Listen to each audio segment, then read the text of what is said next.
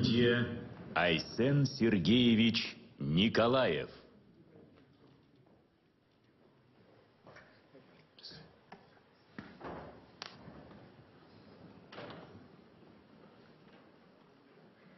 Ватыктабыллах, Ильтима депутаттары, Күнді Сахахеремолов докторы, уважаемые народные депутаты, дорогие сограждане. Представляю вам свое ежегодное послание в канун особого для всех нас года, отмеченного знаковым событием, столетием Якутской АСР. Эта дата имеет глубочайший смысл как вековой рубеж государственности республики и начало нового исторического столетия пути родной Якутии. В начале прошлого века великие сыны Якутии Максим Амосов, Платон Аюнский и Сидор Барахов, их соратники, предвидя изменения хода истории и поставив перед собой цель лучшего будущего для народа, приняли судьбоносные решения, и Якутия повернула на путь всеобщего развития. Сегодня уже сбылись многие мечты Платона Алексеевича Аюнского из его знаменитого Великого Столетнего плана. Республика стала одним из ведущих регионов, важнейшим культурным, образовательным центром, локомотивом развития северо-востока России. Обращаясь к нашему богатому наследию, культуре и истории, сегодня мы должны также смело ставить перед собой цели для стремительного движения вперед в предстоящем столетии. При этом очень важно понимать реальность, в которой нам предстоит развиваться далее. Мир вступил в эпоху невиданных по темпам изменений, будь то в природной среде, в социуме или производстве. Поэтому в ближайшем будущем наша главная цель – обрести устойчивость во всех сферах жизни, чтобы сберечь народ, сберечь наши ценности в условиях быстро меняющегося мира, чтобы сохранить и приумножить уникальный человеческий капитал Якутии. Я убежден, у нашей республики свой особый путь к устойчивому развитию. Этот путь может стать примером для северных арктических регионов мира, стать значительным вкладом в достижение общих целей человечества. То, что понимается мировым сообществом под принципами устойчивого развития, экологической, социальной, управленческой ответственности, абсолютно естественно для Якутии. Извечное преодоление суровых вызовов воспитало в нас особенную картину мира, в ее центре идея жизни и гармонии с окружающей средой, идея солидарности в заботе о каждом человеке. Это ключевая идея, наша безусловная ценность. Принять ее всем обществом и руководствоваться во всех наших начинаниях – вот что может стать опорой и достижением счастья и благополучия настоящих и будущих поколений. Уверен, вместе нам по силу достичь этой цели. За всю историю Якутии, за 100 лет государственности республики мы вместе с нашей страной пережили многое. Годы созидания и развития, периоды кризисов и преодолений. Но во все времена несгибаемая воля многонационального народа, хранителя бескрайних северных территорий, неизменно вела и ведет Якутию вперед. Уважаемые друзья, сегодня перед нами стоят проблемы очень серьезного характера, от которых напрямую зависит самочувствие и человека, и общества в целом. Несколько лет назад никто не мог себе представить те трудности, с которыми мы столкнулись. В уходящем году к давлению пандемии коронавируса прибавилось испытание огненной стихии. Из-за самого жаркого и засушливого лета за всю историю метеонаблюдений лесные пожары охватили колоссальные площади тайги, нанесли ущерб экологии, сельскому хозяйству и, конечно, самочувствию людей. В 2021 году мы увеличили численность сотрудников авиалесохраны республики, был усилен парк противопожарной техники, приведена в готовность система мониторинга, создано арктическое авиаотделение для защиты северных районов. Однако натиск стихии был несравним с нашими ресурсами для сдерживания. Каждый день, в особенности с наступлением сезона сухих гроз, количество новых пожаров стремительно росло, достигнув максимума 126 за сутки. Огонь напрямую угрожал 46 поселкам в 16 районах республики. По поручению президента России Владимира Владимировича Путина на территории Якутии была развернута крупнейшая группировка в истории борьбы с лесными пожарами. Всего в тушении природных пожаров в этом году участвовало 26 166 человек. В их числе бойцы лесопожарных формирований из 19 регионов страны, спасатели МЧС, военные инженерных войск. Действовало 52 воздушных судна МЧС России, Министерства обороны, якутских авиакомпаний. На тушение пожаров поднялись жители республики. В тяжелое для республики время якутяне проявили лучшие человеческие качества и солидарность. В непростых условиях, объединив усилия, мы смогли выдержать сложнейшие испытания.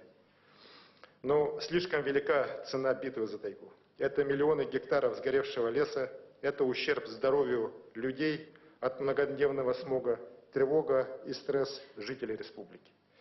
Трагедией для всех нас стали события 7 августа в Бескёле.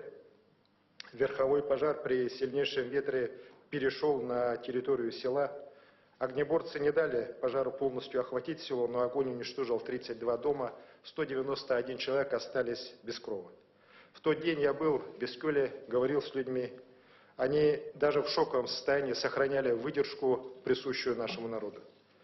Там же на месте, в тот же день, мы приняли решение во что бы то ни стало до наступления холодов построить людям дома, наладить хозяйство, вернуть пострадавших к нормальной жизни. Мы смогли это сделать благодаря совместным усилиям всех уровней власти, участию промышленных компаний, предприятий республики, поддержке якутян и жителей других регионов страны.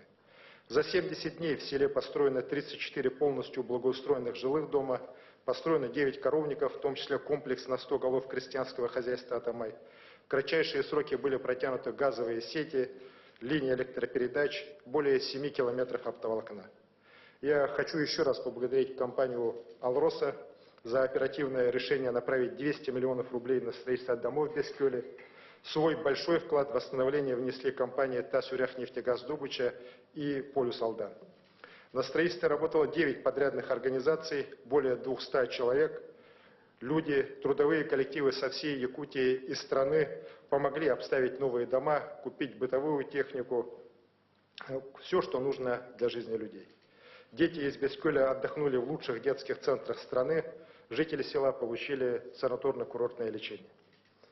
В 2022 году уже начнется строительство новой школы в селе. В части строительства Атамайского центра досуга правительству надо результативно отработать с федеральными ведомствами, и поручение главы нашего государства должно быть, безусловно, выполнено. Жизнь в микрорайоне Кескель налаживается, но это драматическое событие останется в истории и села, и горного Улуса, да и всей нашей республики. Я надеюсь, что со временем в памяти людей останется только чувство сплоченности и поддержки народа, теплого сопереживания соотечественников.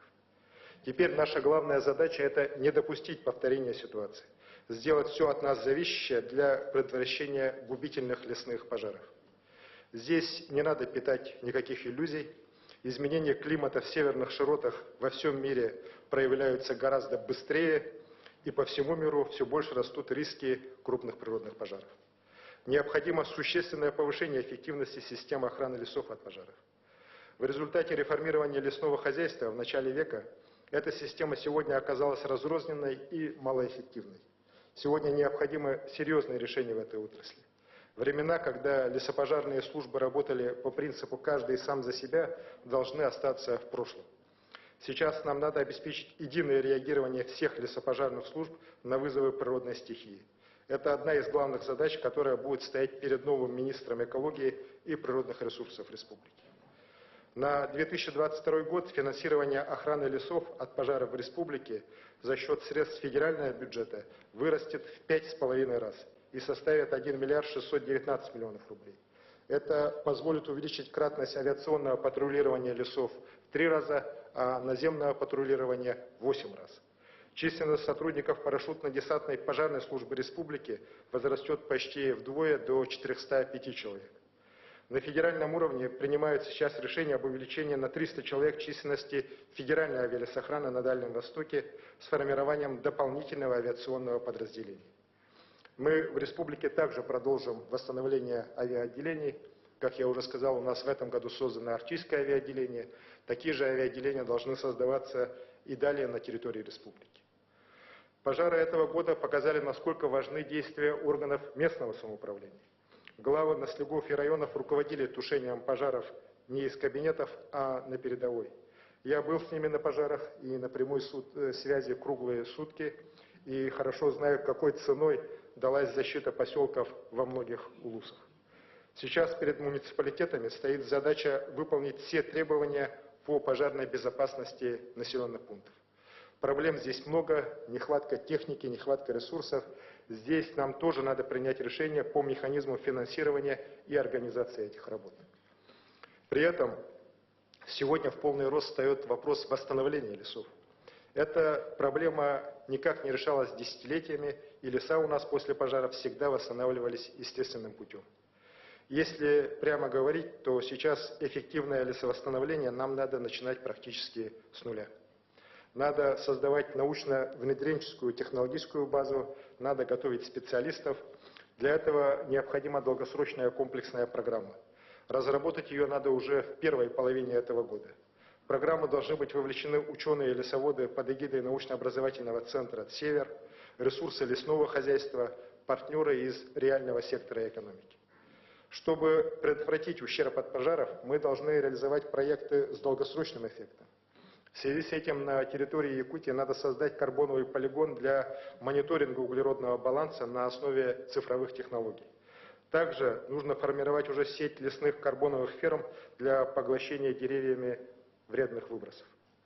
Прошу народных депутатов поддержать развитие отрасли лесовосстановления и в целом минимизацию ущерба окружающей среды от природных пожаров законодательными решениями, в том числе в рамках рассмотрения уже во втором чтении экологического кодекса республики, который вчера принят вами в первом чтении. Прошу наших депутатов Государственной Думы и членов Совета Федерации поднять эту тему на уровне федерального законодательства. Сохранность лесов и их восстановление – проблема не отдельных регионов. Это проблема всей страны и даже всего мира. И будет очень правильным, если Якутия, как крупнейший лесной регион страны, выступит инициатором комплексных решений по сохранению лесов России для будущего поколений.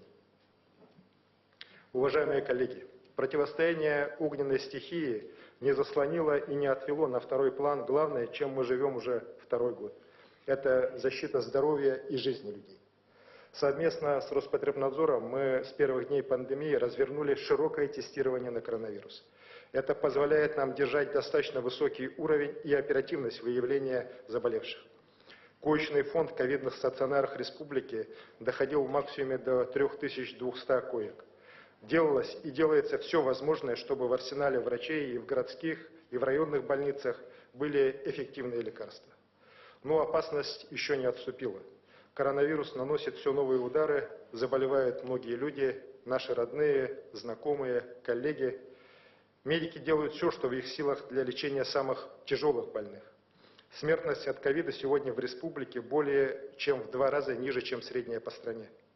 Но, несмотря на все усилия к огромной нашей боли, уже на сегодня 1736 наших земляков ушли из жизни от жестокой болезни.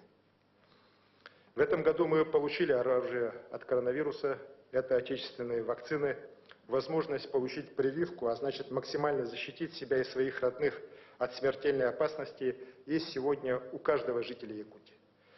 Нас, якутян, всегда отличал здравый смысл и вера в знания. В борьбе с коронавирусом эти качества нужны как никогда. Сейчас от нашей культуры, от нашей осознанности и нашего отбора мракобесию и воинствующему дилетантизму зависит жизнь и здоровье каждого. Всем обществам нам надо идти к коллективной защите. И мы это делаем. Республика сегодня уже достигла уровня 70% вакцинации взрослых жителей первым компонентом. Город Якутск уже превысил 74%. На уровень более 80% вышли Абыйский, Аллаиховский, Жиганский, Ленский, Момский и все 3 колымских района. Уверен, жители и других районов также ответственно будут подходить к достижению более сильной общей защиты от опаснейшего вируса. Особая забота – это восстановление здоровья переболевших коронавирусной инфекцией. Я предлагаю в рамках государственной программы развития здравоохранения республики реализовать специальный проект «Здоровая жизнь после ковида». Ставлю задачу организовать систему мониторинга и реабилитационного сопровождения переболевших якутян, исходя из оценки тяжести перенесенной болезни и риска осложнений. Нет сомнения, что коронавирус будет побежден.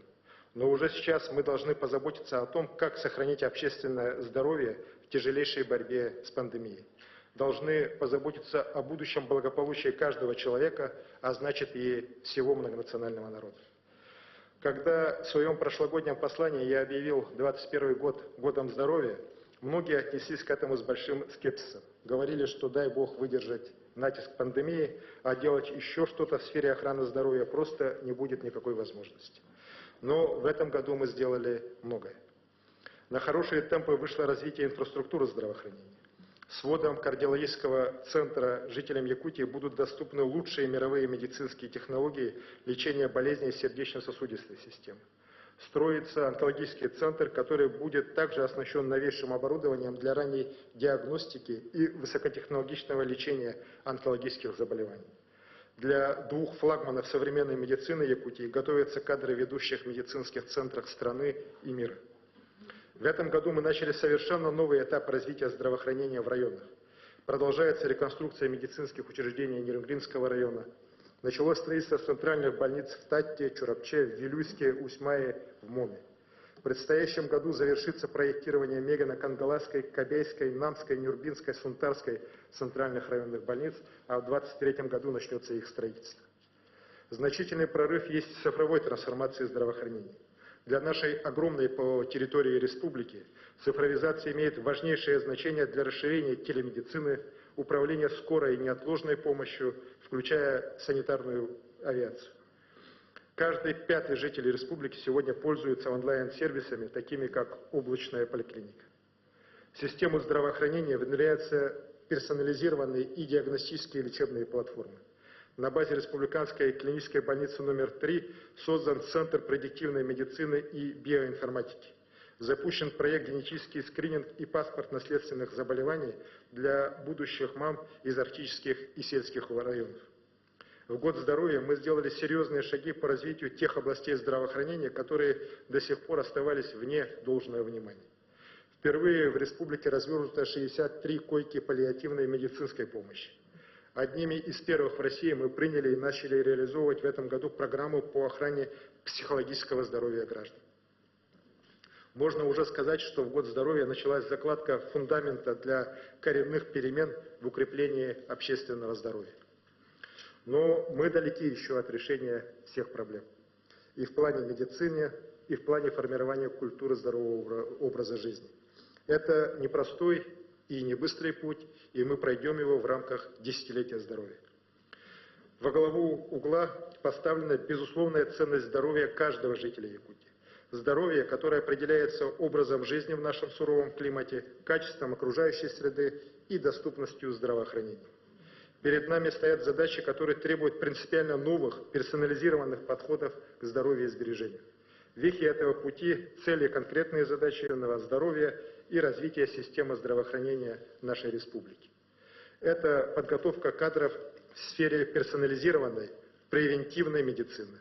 Это создание цифровых платформ, через которые каждый житель республики будет получать необходимые личные ему медицинские услуги и где будут храниться все данные о его здоровье с самого рождения. И, конечно, это работа с людьми, их мотивация к здоровому образу жизни. С 2022 года мы начнем организацию 100% охвата якутян целевыми профилактическими медосмотрами и скринингом наиболее распространенных онкологических заболеваний. В наступающем году с 1 сентября должна быть внедрена региональная модель здорового детского питания. Будет обновлена концепция развития наркологической помощи в республике. Особого внимания требует охрана здоровья жителей Арктики. Требует новых решений проблемы, связанные с нехваткой медиков, с огромными, порой непреодолимыми расстояниями до лечебных учреждений. Отдельное направление – это сохранение генофонда северных этносов. В этой связи я предлагаю создать блок арктической медицины для мониторинга здоровья, профилактики и лечения людей в условиях труднодоступности и самого сурового на планете климата.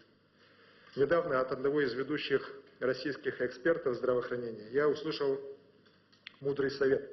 Опирайтесь на менталитет народа, на вашу культуру, ведь у жителей Якутии заложены традиции к здоровью.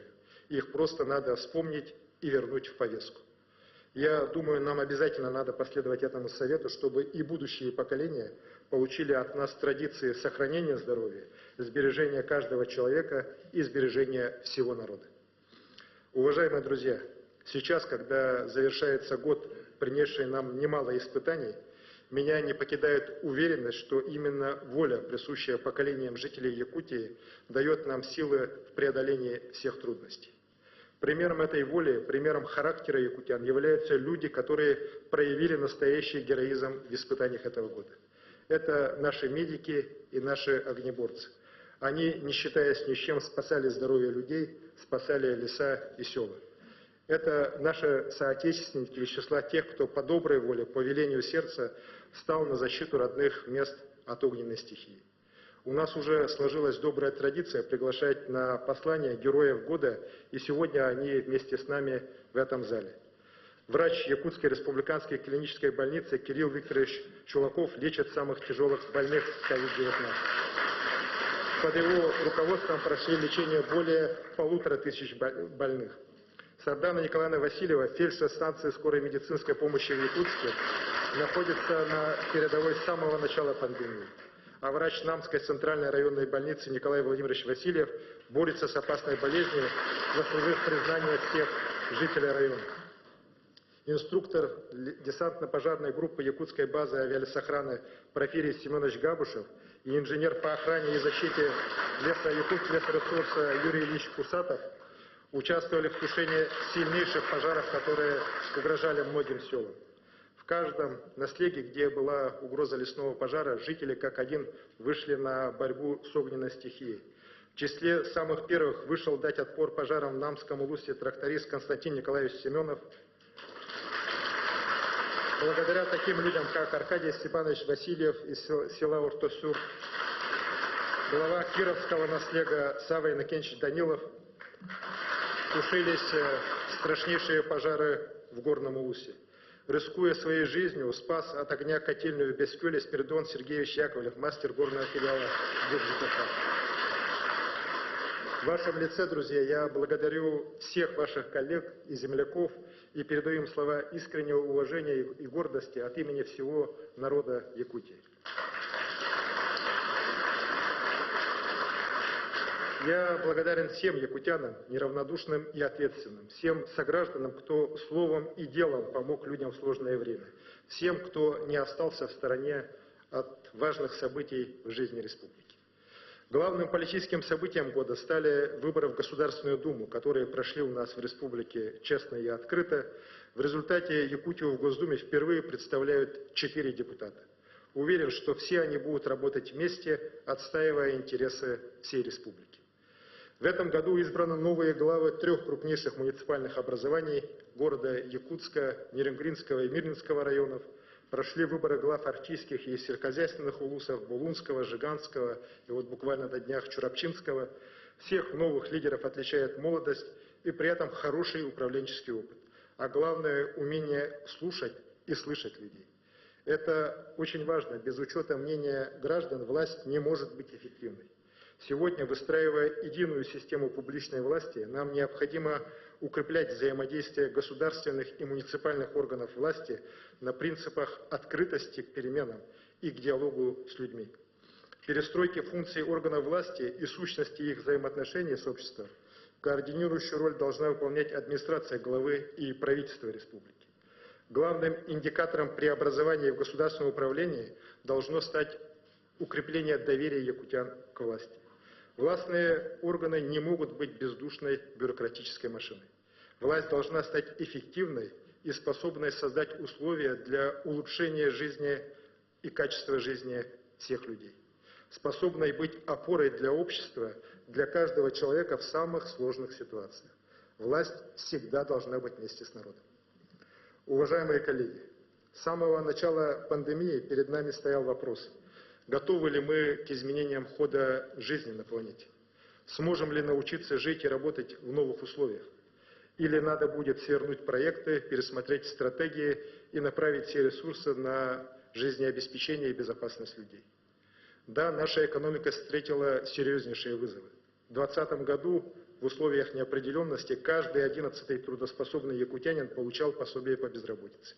Каждое третье малое предприятие временно приостановило свою работу. Крупные компании вынужденно сокращали свои производства, сохраняя рабочие места только за счет беспрецедентной экономии.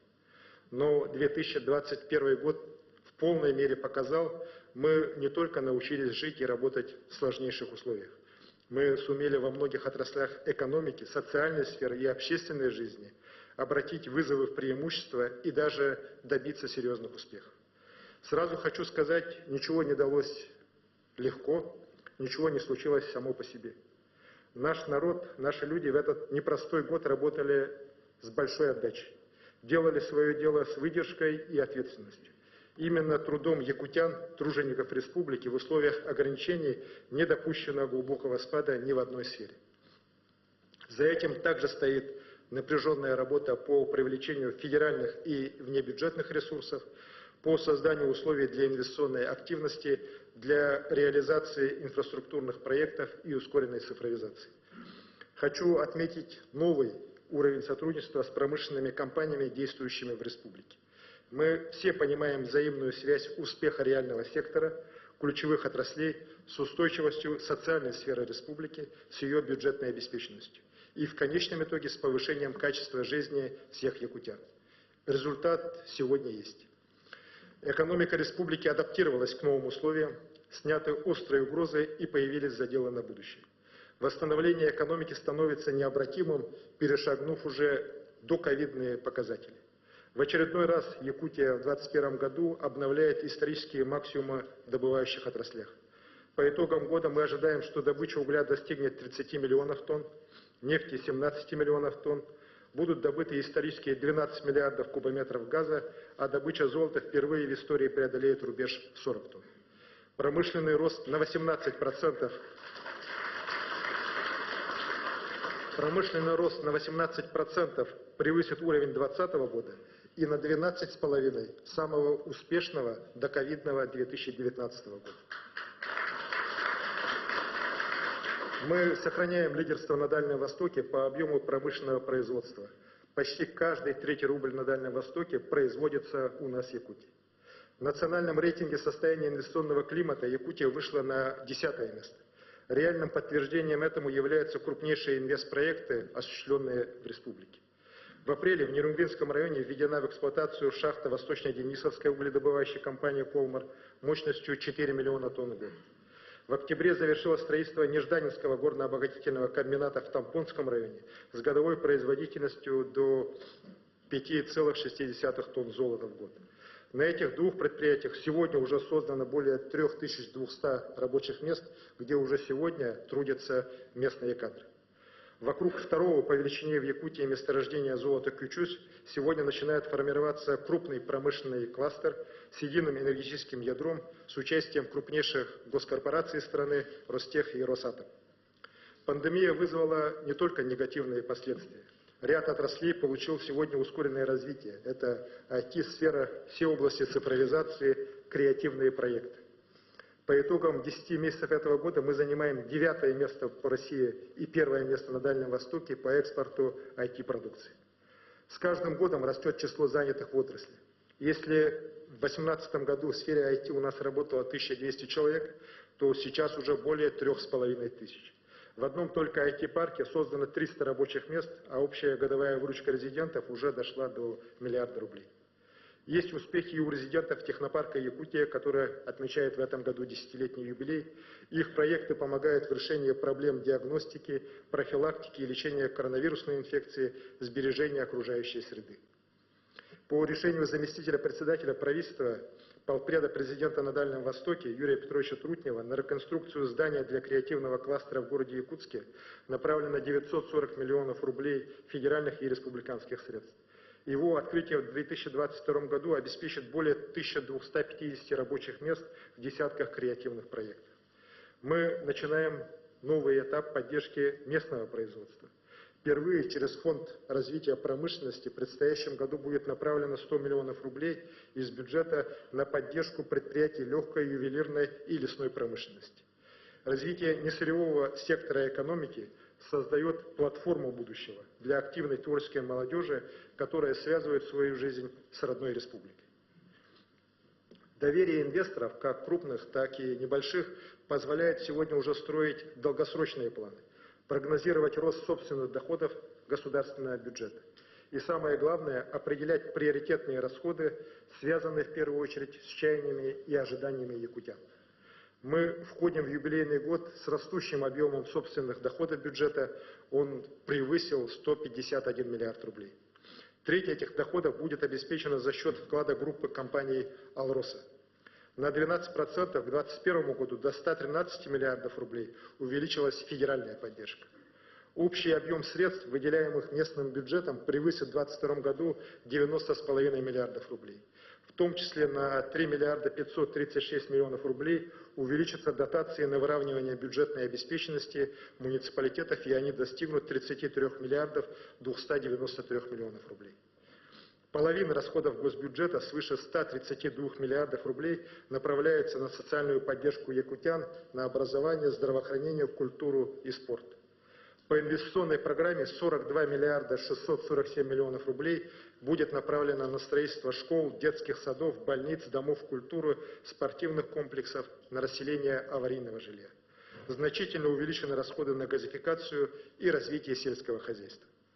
Принятый бюджет, сохраняя традиционную для Якутии социальную направленность, является бюджетом развития, бюджетом приоритетного инвестирования в улучшение условий жизни якутян. Это результат большой общей работы.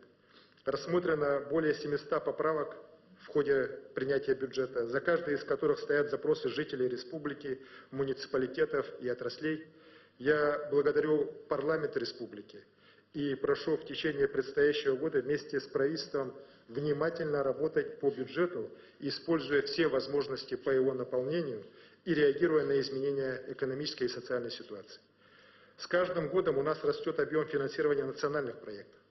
Так, за 3 года на их реализацию в республику направлено свыше 94 миллиардов рублей, в том числе федерального бюджета 63 миллиарда рублей. Но главное, конечно, это не цифры, это социальный эффект, который получает республика. По ряду показателей национальных проектов мы достигли результатов выше, чем в среднем по России.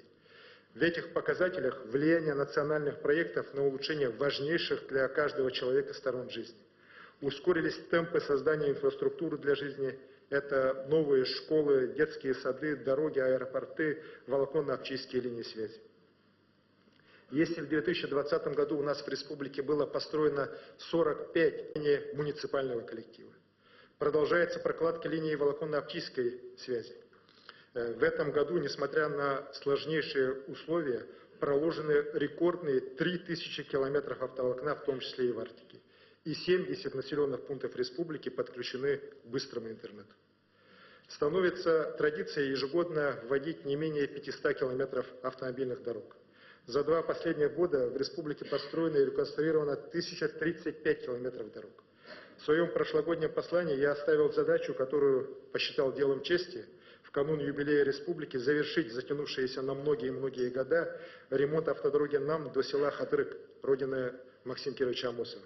Задача выполнена, асфальтирование дороги полностью завершено. В этом году в 4 улусах – Амгинском, Кобяйском, Чурапчинском и Устьянском – возведено 10 новых мостов. 48 километров новых дорог уже оценили жители города Якутска. Были, безусловно, опасения, справится ли город с объемом работ вдвое большим, чем в 2020 году. Справились, причем без больших неудобств, с хорошим качеством и без укладки асфальта в снег. Снижать взятые темпы мы не намерены. В наступающем году будет введено не менее 500 километров автомобильных дорог. Продолжатся дорожные работы в Якутске, план на год 34 километра. В 2022 году завершится долгожданное асфальтирование автодороги Колыма до Чурапчи. На федеральной дороге Вилюй начнется строительство моста у Верхневилюйска, первого и крупнейшего из 4 мостовых переходов через Вилюй, которые будут построены в ближайшие десятилетия. Одним из основных событий этого года стало начало реализации важнейшего стратегического проекта Ленского моста. Завершение бесперебойного сообщения по федеральным автодорогам Лена, Вилюй и Колыма еще раз подтверждает его внимание к вопросам транспортной связанности Якутии и всего востока России. И флагманом, конечно же, здесь будет являться строительство Ленского моста. Еще одна важнейшая цель – это доступное авиасообщение, альтернативы которому нет для жителей многих районов Якутии. Одной из самых острых проблем остается высокая, порой неподъемная стоимость перелета в абсолютный рекорд за все годы программы расселения аварийного жилья. А за этим рекордом судьбы многих якутян, которые наконец-то обрели достойное жилье. Я встречаюсь с новоселами во многих районах, и от таких встреч, честно говорю, становится очень тепло и радостно за людей. Впервые за десятилетия в рамках программы строятся новые дома в Арктике. В 5 арктических районах введено 11 многоквартирных домов, а до конца года будут введены еще 2 дома в Верхнеколымском и Жиганском районах. В целом это 495 новых квартир в Арктике. Дома для переселения жильцов из аварийного фонда строятся и в других городах и селах. В числе лидеров Алданский район, где по итогам года будет введено 7 новых многоквартирных домов. В Вилюйском, Мегино-Кангаласском и Чурапчинском улусах будет построено и введено по 6 домов. Работа продолжится, и к концу 2022 года нарастающим итогом будет ликвидировано почти 500 000 квадратных метров аварийного жилья, и 26 тысяч якутян переселятся итогом в комфортные квартиры. Тем не менее, никак нельзя сказать, что рынок жилья в республике отвечает запросам людей. К примеру, сегодня в Якутске стоимость на первичном рынке официально установлена 106,5 тысяч рублей, а реальная цена на самом деле и того выше. Причина здесь не в доступности льготной дальневосточной ипотеки. Цены растут из-за дефицита новых квартир. В Якутске ввод жилья за последние годы упал, и упал, к сожалению, кратно. Если в 2018 году в городе было введено 259 тысяч квадратных метров жилья именно многоквартирного, то по итогам этого года ожидается ввод всего 117 тысяч квадратных метров жилья.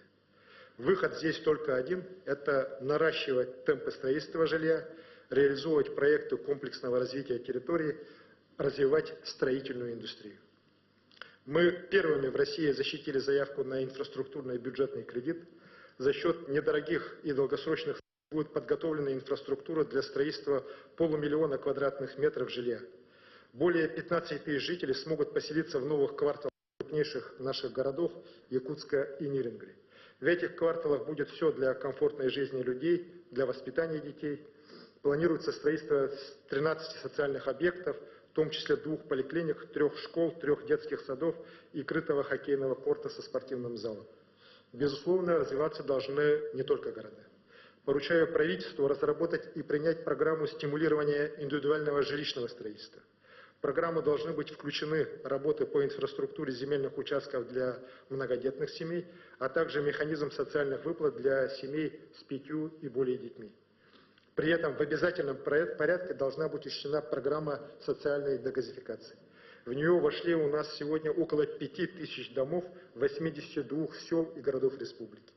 Уже в этом году газ пришел в 300 домов. В следующем году ставлю задачу подключить к газовым сетям не менее 2000 домов без привлечения средств жителей. На Петербургском международном газовом форуме мы достигли новых договоренностей с «Газпромом». До 2024 года компания направит 4 миллиарда 600 миллионов рублей на газификацию городов и сел Якутии. В государственном бюджете на 2022 год на газификацию предусмотрены беспрецедентные 1 миллиард 400 миллионов рублей. В результате настойчивой целенаправленной работы при поддержке федерального правительства в этом году мы добились решения многолетнего вопроса, от которого зависит надежность газоснабжения всей Центральной Якутии. 2 миллиарда 800 миллионов рублей федеральных средств будут направлены на завершение строительства 3-й нитки магистрального газопровода на участке Кызылсыл, 84-й километр. Хочу поблагодарить компанию «Сахатранснефтегаз», нашего депутата Госдумы Галину Никитину Данчикову, правительство республики за слаженность и результативность в работе над решением этого вопроса. Я сегодня хочу подчеркнуть, мы делаем важный шаг к восстановлению справедливости. Крупнейшая газодобывающая республика страны должна быть надежно газифицирована. Якутский газ должен служить для блага якутян, для экономического роста республики. Мы находим в этом вопросе понимание федерального центра, ощущаем уже поддержку газовых компаний и, конечно, будем идти в этом вопросе дальше вперед. Дает свои первые результаты и курс на широкое внедрение газового топлива. За счет бюджетных средств субсидируется часть расходов на строительство газозаправочной инфраструктуры. В Якутске введена в эксплуатацию многотопливная автозаправочная станция Саханефтегазсбыта. В следующем году такая же станция будет построена в Ленске. Введена льгота на транспортный налог с автомобилей на газовом топливе для жителей республики. К столетию республики для города Якутска будет приобретено 100 автобусов на газомоторном топливе. Совместно с корпорацией «Русгидро» в арктических районах начато строительство гибридных энергоустановок, включающих дизельную и солнечную электростанции. 2 сентября в рамках Восточного экономического форума первая такая станция запущена в селе Табалах Верхоянского района. Работа будет продолжена, и до конца 2024 года будет введено еще 71 электростанция нового типа. Их ввод позволит сократить в этих станциях потребление топлива на 30%. И кроме снижения затрат на топливо, это серьезный шаг в переходе на безуглеродную энергетику, снижение экологических ущербов, что очень важно для хрупкой природы нашей Арктики. Но для решения вечного вопроса энергоснабжения огромных территорий нам, конечно же, нужно сегодня уже ориентироваться, коллеги, на энергетику будущего. Уже сейчас мы должны вплотную заняться разработкой проектов по повышению энергоэффективности Якутии, в том числе на основе перспективных технологий производства сжиженного природного газа, производства водорода и аммиака. Я прошу правительство ускорить эту работу с привлечением ведущих компаний страны и мира. Для людей мерилом благополучия все больше и больше становятся чистые, приятные глазу дворы, скверы, красивый облик родных мест. Еще совсем недавно на это не обращалось внимания. Считалось, что людям нужно просто жилье, а не эстетика и комфорт общественных пространств. Мы начали менять ситуацию. С 2018 года стали объединять все инициативы в один большой проект «Родные города и села». За это время во многих местах, во всех районах республики появились новые набережные, скверы, места для активного отдыха и занятий спортом. Созданы крупные общественные пространства в 5 городах республики. В арктических районах благоустроена центральная площадь в Среднеколымске и сквер Югуян в Верхоянске. В наступающем году из федерального бюджета в рамках дальневосточного проекта «1000 дворов» будет направлено 846 миллионов на благоустройство 121 дворовой территории в республике. Красивые и удобные двора будут радовать глаз людей, и жители сами выберут достойные проекты. В 2022 году уже стартовал в 2021 году всероссийский открытый конкурс на разработку мастер-плана города Якутска. Этот документ стратегического планирования станет основой для достижения амбициозной цели развития нашей столицы. К своему 400-летию Якутск должен стать лучшим городом в мире на вечной мерзлоте. Ключевые направления для достижения этой цели утверждены моим указом о развитии города Якутска, столицы Республики Саха-Якутия на период до 2032 года. Через 10 лет наш город должен стать образцом комфортной и устойчивой среды для жизни людей по лучшим мировым стандартам.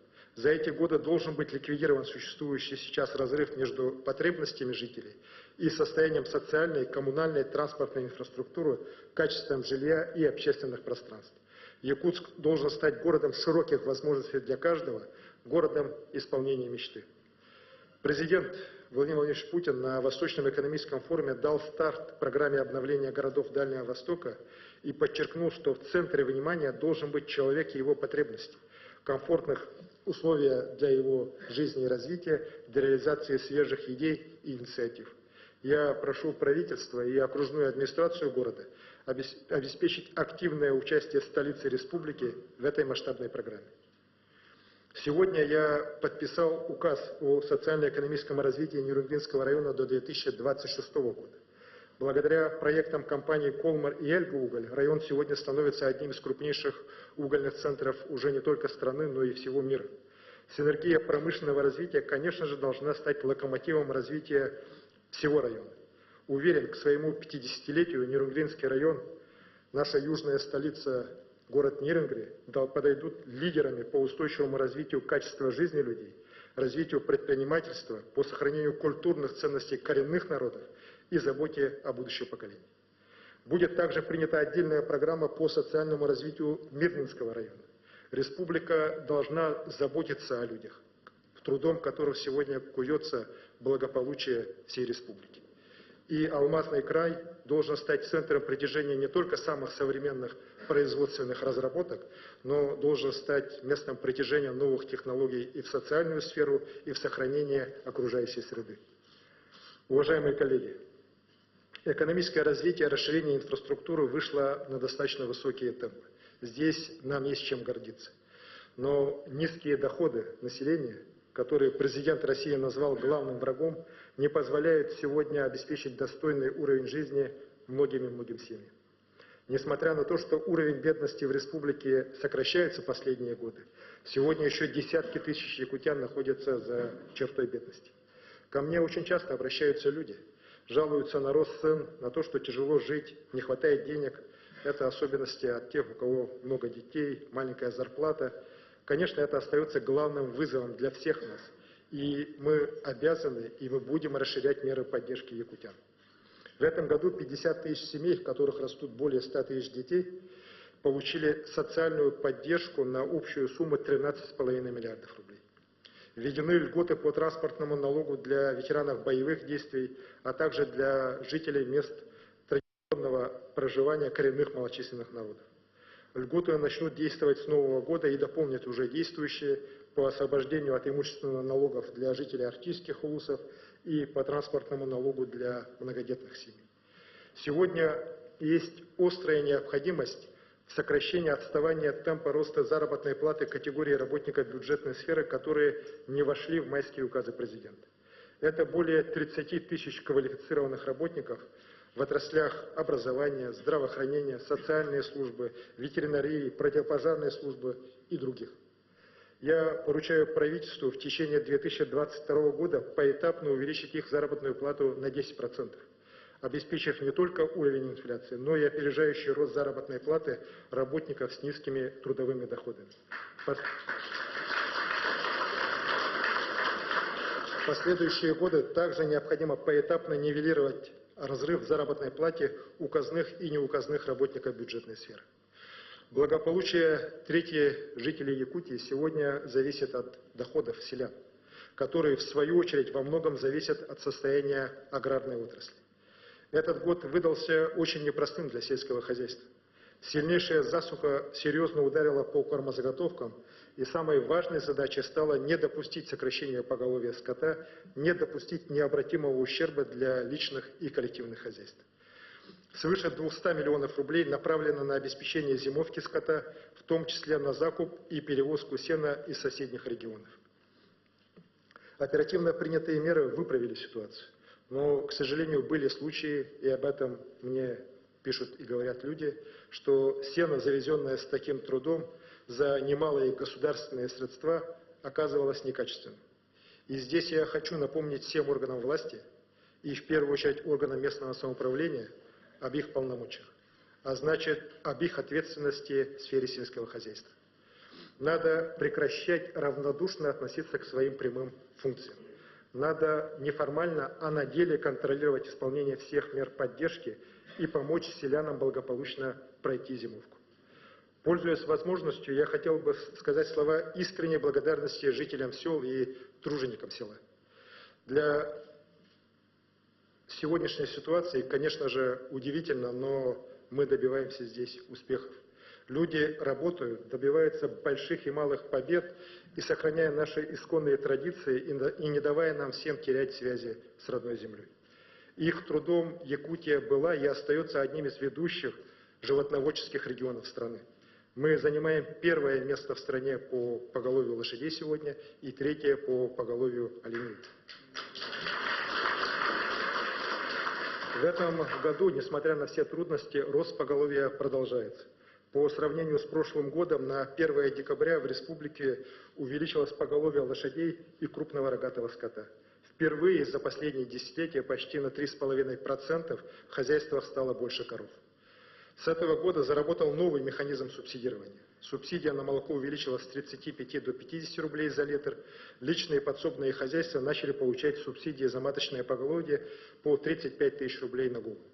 Благодаря этому те, кто реально работает на земле, получили за свой труд на 1 400 000 000 рублей больше, чем в 2020 году. В 2022 году финансирование сельского хозяйства достигнет рекордного уровня – 12,5 миллиардов рублей. Будут введены новые субсидии на заготовку мяса, овощей, картофеля и зерновых. Субсидии на поголовье коров в сельхозпредприятиях и крестьянских хозяйств арктических и промышленных районов повысятся до 45 тысяч рублей на голову, а на поголовье кобыл с 1,5 до 3 тысяч рублей на голову. И эти средства, конечно же, пойдут напрямую аграриям и пополнят их доходы. За последние 3 года мы нарастили объем поддержки сельских жителей по социальным контрактам почти в 3 раза. В этом году помощь на 500 миллионов рублей в целом по республике получила более 5000 семей.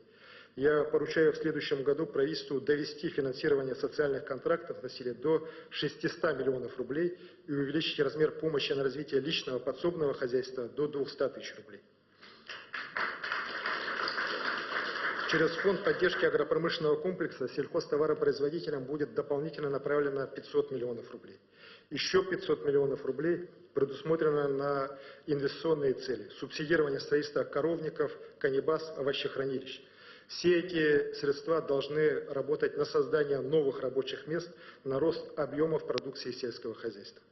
Для повышения их эффективности надо организовать централизованные закупки современной сельхозтехники, технологии, семян, удобрений, в том числе лизинговые механизмы, используя возможности агрохолдинга «Туймат». Надо отходить от практики, когда деньги вкладывались в проекты без должной оценки коммерческой и производственной эффектов. Мало толку от вложенных средств, если в итоге производство простаивает или даже, к сожалению, вообще не начинает работать. К примеру, детский молочный комбинат Якутский, который был открыт в 2015 году, в который было вложено порядка 400 миллионов рублей, не работает уже многие годы. И, к сожалению, немало и других таких примеров по районам республики. Но так дело не может продолжаться. Я поручаю правительству и Министерству сельского хозяйства в кратчайшие сроки провести инвентаризацию всех закупленных за счет республики технологических комплексов по переработке сельхозпродукции. И делать это надо не для того, чтобы кого-то наказать или похвалить и на этом успокоиться. Задача комплексно организовать их бесперебойную работу, выстроить разумную логистику, начиная от поставки сырья до сбыта готовой продукции. И государственным муниципальным органам надо лучше координировать свои действия, так, чтобы огромные ресурсы, которые мы направляем на село, работали на реальный рост доходов сельских жителей для достижения приоритетной цели обеспечения якутян здоровыми, качественными местными продуктами. Каждый 5-й житель республики сегодня в трудоспособном возрасте занят в малом и среднем бизнесе. От состояния делового климата зависят доходы более трети семей республики, благополучие сотен тысяч якутян. Именно поэтому поддержка предпринимателей была и остается важнейшим приоритетом в условиях пандемии. Конечно, малый бизнес неоднозначно воспринимает ограничения, связанные с коронавирусом, но мы все время находимся перед выборами. Выбором баланса между условиями ведения бизнеса и мерами по защите здоровья людей. Поэтому каждый раз, в зависимости от ситуации с заболеваемостью, максимально гибко принимаем решения по введению или смягчению ограничений. За последние дни заболеваемость у нас ощутимо снизилась, и вчера мы приняли решение об очередном смягчении ограничений. Несмотря на все сложности, предприниматели Якутии трудятся, дают работу многим людям. Малый бизнес позитивно отреагировал на меры антикризисной поддержки, налоговые послабления, прямые субсидии, льготное кредитование. Об этом говорят факты. Впервые за всю историю республики в марте этого года численность занятых в сфере малого и среднего предпринимательства, включая индивидуальных предпринимателей и самозанятых, превысила 100-тысячный порог. А на сегодняшний день мы достигли нового исторического рекорда. 111 785 человек заняты в малом бизнесе. Поддержка предпринимателей будет продолжена. В том числе уровень налоговой поддержки превысит в 2022 году 1 600 000 000 рублей. Но при этом, конечно же, важны не только налоговые льготы, но и упрощение регулирования и контроля. В рейтинге административного давления Якутия раньше занимала одно из последних мест в стране, в прошлом году 77-е. Сейчас же мы поднялись с 77-го на 22-е место. И мы продолжим и дальше сокращать и упрощать регистрационные и разрешительные процедуры. Продлен мораторий на проведение проверок, который был введен в апреле 2020 года как антикризисная мера. С 1 января начнет работать новый закон о контрольно-надзорной деятельности. Но, к сожалению, более 70% муниципальных образований до сих пор не приняли положение о муниципальном контроле. Это нужно сделать незамедлительно в течение 1,5 недели. Также я настоятельно рекомендую всем контролирующим органам, федеральным, республиканским и муниципальным, полностью поменять подход с наказания за нарушение на предотвращение возможных нарушений именно через профилактику и предупреждение, в зависимости от риска для жизни и здоровья людей.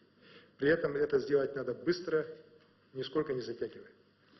Поддержать людей в трудное время, максимально эффективно направлять каждый бюджетный рубль на благо людей, вводить разумные меры социальной поддержки, чтобы не допустить снижения уровня жизни людей – вот наша задача. При этом важно не ориентироваться на сухую, усредненную статистику, а учитывать жизненную ситуацию каждой семьи, каждого отдельно взятого человека.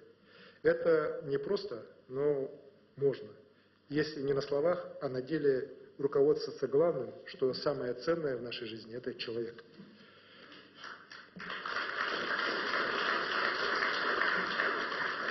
Уважаемые коллеги, восстановление экономики, адаптация к радикально изменяющимся условиям хозяйственной, производственной сферы, социальной жизни – это хороший результат года.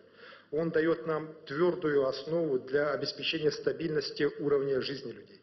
Но вместе с тем этот год в полный рост поднял проблемы цивилизационного характера, заставил нас задуматься о будущем Якутии в глобальном аспекте. Огромная территория нашей республики является экологическим резерватом. 30% нетронутой человеком природы России, 10% всего мира. Наши бескрайние земли выступают ключевым климатическим регулятором планеты. В силу этого мы не можем оставаться в стороне от процессов по борьбе с климатическими изменениями. Бездействие здесь будет самым настоящим преступлением перед будущими поколениями. Используя преимущества, которые нам даны, богатство ископаемых биологических ресурсов, огромное культурное разнообразие, мы должны дать достойные ответы на происходящие изменения. И опорой нам в этом должна стать наша наука. Именно этой цели должна быть подчинена деятельность НОТ-Север, который получил в год науки и технологий статус центра мирового уровня. Особый вклад в развитие международного сотрудничества по климатическим вопросам внесет Всемирный саммит по вопросам изменения климата и тайне вечной мерзлоты, который в рамках Арктического совета состоится в 2023 году у нас в Якутске. И нам надо уже необходимо вплотную заняться его подготовкой. Реализация таких амбициозных проектов, как Всемирный центр Мамонта, Центр биотехнологических исследований, позволит нам выстраивать новую научно-инновационную экосистему международного уровня. При этом важно, чтобы наука не развивалась изолированно. Наоборот, она должна стать главной точкой притяжения инноваций, финансов, бизнеса для модернизации традиционных секторов экономики и развития перспективных отраслей. Общими усилиями мы должны добиться становления новой устойчивой Арктики и Крайнего Севера. Наши крупнейшие промышленные партнеры на протяжении нескольких лет уже активно внедряют в свою деятельность ESG-практики, принципы экологической, социальной и управленческой ответственности. Для нас является стратегической задачей распространения этой повестки на все сферы жизни республики, включая государственный сектор, малый и средний бизнес, некоммерческие организации и образование. Необходим широкий доступ к передовым знаниям, чтобы каждый, будь то оленевод в Арктике или столичный программист, включился в реализацию зеленых инициатив. В современной Якутии важно стать одним из флагманов устойчивого развития, выйти на лидирующие позиции формирования новых подходов в управлении экономики и экологией. Эти новые подходы нам нужно широко внедрять для достижения лидерства республики по конкурентоспособности человеческого капитала. Мир сегодня стремительно меняется, а на наших глазах формируется новое поколение, которое активно интегрирует в свою жизнь высокие технологии. К ним уже невозможно применить те подходы, которые работали еще лет 10 назад для школьников, студентов. Поэтому главная задача сегодня – привести развитие человеческого капитала и технологический прогресс к к единому знаменателю, рассматривая образование как стратегическую отрасль, от которой зависит качество жизни и будущее Якутии. Для этого, прежде всего, каждый ребенок, каждый молодой человек Якутии, вне зависимости от того, где он живет, должен иметь доступ к передовым знаниям. Однако в действительности качество образования у нас в разных школах республики кардинально отличается. Одни школы у нас входят в число лучших по стране, а у других у учеников самые плачевные результаты государственных итоговых испытаний. Конечно, новая образовательная среда требует соответствующей инфраструктуры. Невозможно представить высокое качество образования в стенах школ. Из 90-х годов республика строит много школ и детсадов, мы и сейчас будем продолжать строить их в приоритетном порядке. Только за последние 3 года мы ввели более 70 объектов общего и дошкольного образования. В будущем году планируется ввести 15 новых школ в столице и районах республики. До 2023 года республика также получит более 2 миллиардов 800 миллионов рублей на капитальный ремонт и оснащение школ в рамках исполнения поручения президента Путина на съезде партии «Единая Россия». Но проблемы качества образования в республике не ограничиваются состоянием инфраструктуры. Сейчас, как и многие аспекты социальной жизни, система обучения и воспитания детей испытывает серьезные риски. За время пандемии, благодаря высокому уровню цифровой зрелости республики, мы сумели решить технические задачи для организации дистанционного обучения. Но при этом многие родители и педагоги сейчас сильно задумываются, как же не дать части детей оказаться за пределами качественного образования. Дистант выявил проблемы, которые в обычное время были не так заметны. Эта проблема связана с тем, что мы мало делаем упор на воспитание, компетенции самоорганизации, самообразования у ребят. В результате ребенок не может даже в полной мере раскрыть свои способности и таланты. А это риск потери ценности знаний и новых компетенций для детей и молодежи в целом. Недавно мне внесли предложение о проведении в 2022 году съезда учителей педагогической общественности республики. Я поддерживаю это предложение. Да, нам надо действительно выработать траекторию развития образования в новом качестве, в новом времени.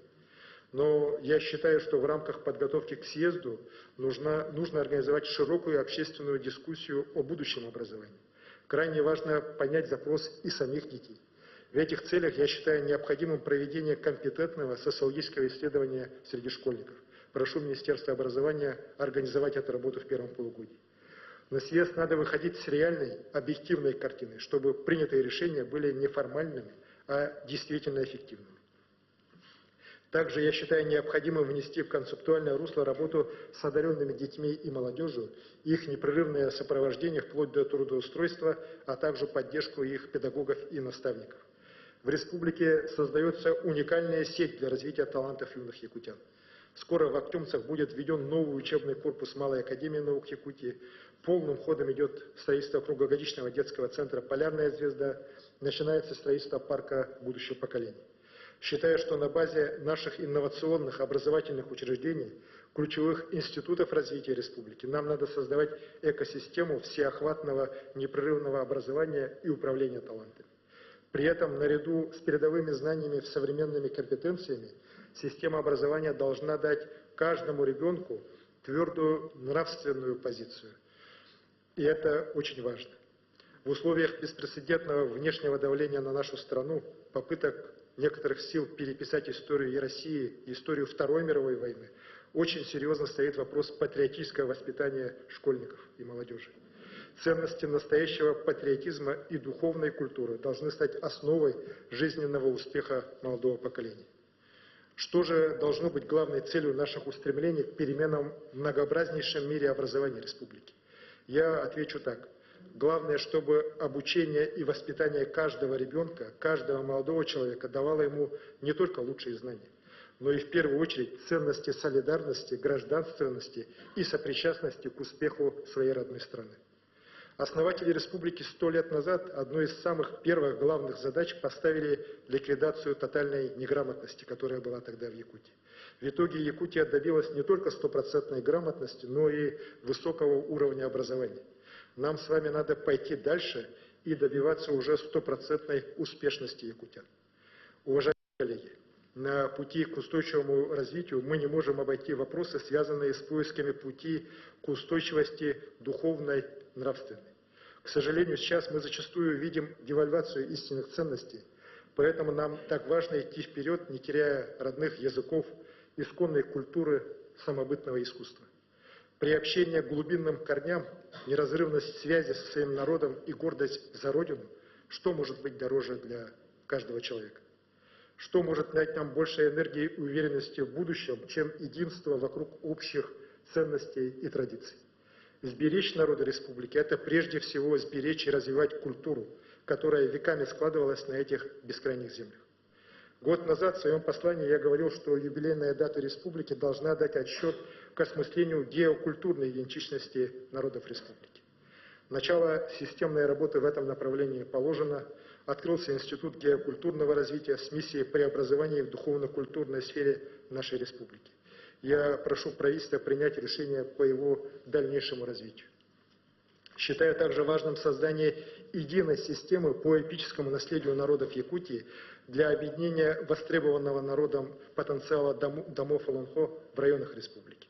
Ведущим центром этой системы и специализированной площадкой для творческих коллективов всех улусов и городов республики должен стать строящийся Арктический центр эпоса и искусства. Огромных успехов достиг наш кинематограф, ставший уже уникальным культурным явлением не только в России, но и в мире. В республике работает более 20 киностудий, творческих коллективов. За 10 лет выпущено более 100 полнометражных художественных фильмов. Их посмотрели уже миллионы зрителей в нашей стране и в мире. Считаю, что назрела необходимость разработать республиканский закон о государственной поддержке кино. Прошу правительство и парламент республики с участием наших кинематографистов провести в 2022 году эту работу. Большим стимулом к дальнейшему развитию нашей многогранной культуры, конечно же, станет празднование столетия республики. К юбилею мы развернули небывалое строительство домов культуры, кинозалов в городах и районах. В 2022 году откроется современное здание Нюрнбергского театра, Дворец культуры в Намцах. В Государственном театре оперы и балета имени Дмитрия Киконовича Сирсова-Сурнамоллона состоится премьера новой постановки национальной оперы «Нюргун Батур. Стремительный». В республику приедут флагманы мировой культуры, Большой театр, Государственная Третьяковская галерея. В июне пройдет 4-й международный фестиваль «Встреча шедевров ЮНЕСКО на земле Олонхо». Республиканский ИСЭХ Олонхо состоится в Верхневлюйске, а в городе Якутске пройдет юбилейный 25-й ИСЭХ Туйматы. Для нас, живущих в поиске гармонии с окружающей средой, суровой родной природой, важна гармония духовного и физического здоровья. Большим событием юбилейного года станут 8-е спортивные игры народов Республики Саха-Якутия в селе Барагонцы Усть-Салданского улуса. В городе Якутске запланирован чемпионат мира по масс-рестлингу, который станет еще одним шагом в продвижении нашего национального вида спорта на международном уровне. В этом году 21-ю спартакиаду по национальным видам спорта Игорь Манчары посетил министр спорта Российской Федерации Олег Васильевич Матыцын и президент Олимпийского комитета России Станислав Алексеевич Поздняков. Они подтвердили оба олимпийские перспективы масс-рестлинга. Осуществление этой идеи должно, на мой взгляд, стать также одним из приоритетов развития спорта Якутии. Мы подарим олимпийскому движению уникальное наследие наших предков.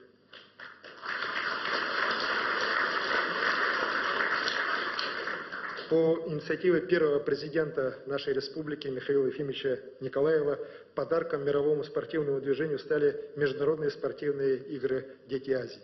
В следующем году они пройдут во Владивостоке, а до конца года правительством страны будет принято решение о месте проведения следующих игр уже в 2024 году.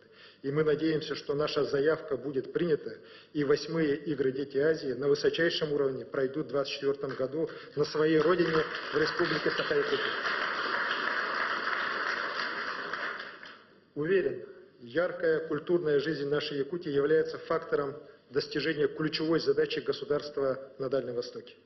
Чтобы люди не покидали родные места, чтобы жителей огромной части России становилось все больше. Якутия на сегодня единственный на Дальнем Востоке регион, где растет население.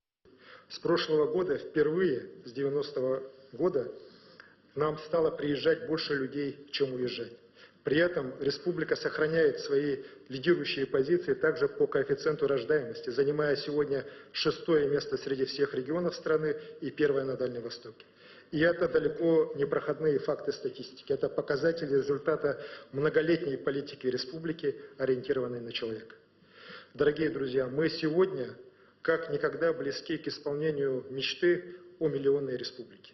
Это воодушевляет нас, но и заставляет задуматься, как сохранить эту энергию, эту духовную силу, которая дает расти и развиваться нашему многонациональному народу. Думая о будущем, принято возвращаться к истокам. История любого народа, весь мир вокруг и жизнь каждого человека берет свое начало от самого важного – от матери. Во все времена матери выполняют особую, ни с чем не сравнимую миссию – продолжить род, хранить семейный очаг. И от того, кем вырастет мать своих детей, какие чувства вложит в их души, зависит не только жизнь человека, но и состояние всего общества. Я считаю себя очень счастливым человеком, потому что моя мама, Тамара Сергеевна, подарила мне жизнь и вложила в меня, в мое сердце, любовь и уважение к людям, веру в свой народ, любовь к своей отчизне. У народов Якутии в суровом климате женщина, мать, всегда была источником тепла и душевного спокойствия. Была центром семьи, оберегая ее, наделяя любовью и созидательной энергией. В счастье всех матерей Якутии заключается счастье всего общества. Это наша важнейшая ценность и нравственная опора для успешного развития в настоящем и будущем. Утверждая это, я объявляю юбилейный 2022 год годом матери в Республике Саха-Якутия.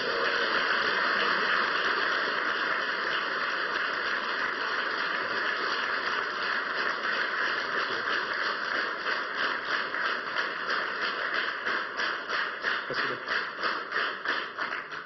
Сегодня нам очень важно создавать для женщин, для мам и детей лучшие условия для жизни, общения и карьеры. В год матери мы обратим особое внимание расширению возможностей женщин для получения новых компетенций. Женщины-матери будут в центре внимания служб занятости вне зависимости от места проживания, возраста, социального положения. Будут предложены новые программы женского здоровья с персонализированным сопровождением. Продолжая богатый опыт республики, мы ускорим решение самых острых проблем материнства и детства. В очереди на выплаты на жилье семьям, имеющих 5 и более детей, сегодня состоит 1815 семей. А в этом году выплату получили только 56 из них. И вообще, начиная с ввода этой выплаты в 2012 году, всего лишь 600 семей смогли получить эту выплату. Такими темпами семьям придется ждать в своей очереди больше 30 лет. Я ставлю задачу перед правительством разработать дополнительные механизмы и совместно с парламентом решить этот вопрос в ближайшие 5 лет. Также я предлагаю муниципальным образованиям поддержать семьи с 5 и более детьми и полностью освободить их от налога на имущество физических лиц.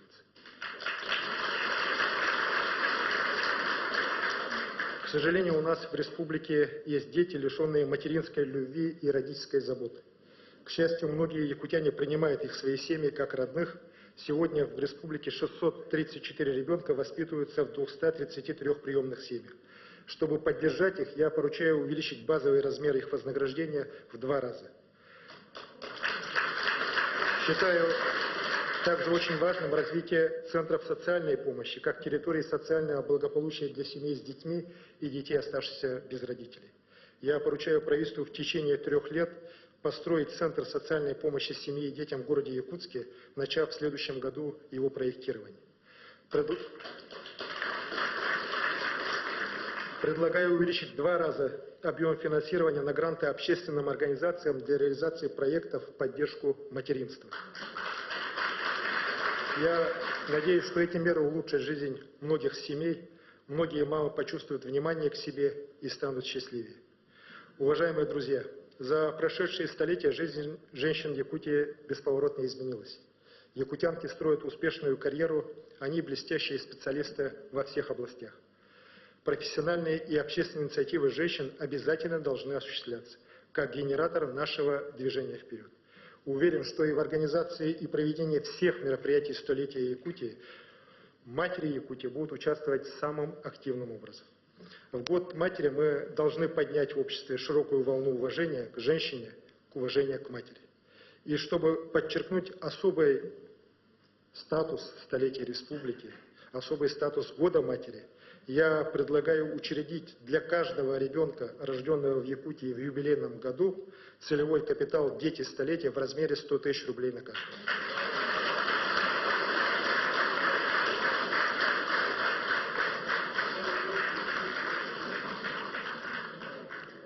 Дорогие друзья, уважаемые якутяне, сограждане, вижу, что многие уже восприняли это как руководство к действию.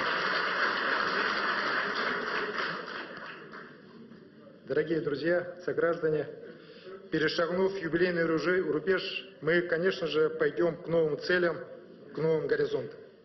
И я верю, что забота о каждом человеке, забота об его счастье и благополучии, доброе отношение друг к другу, любовь к своей родине станут для всех нас движущей силой. Искренне желаю вам, дорогие мои, крепкого здоровья и счастья. С наступающим новым 2022 годом. Этот таваллах, виду автором, сахам сирин, күнді жона хергете, сахам үнер холга, үсірек петан бағаравыны хеха кытанақ доробияны, жолы хоргуну, улахантон лақан сетихилері. Мақтап.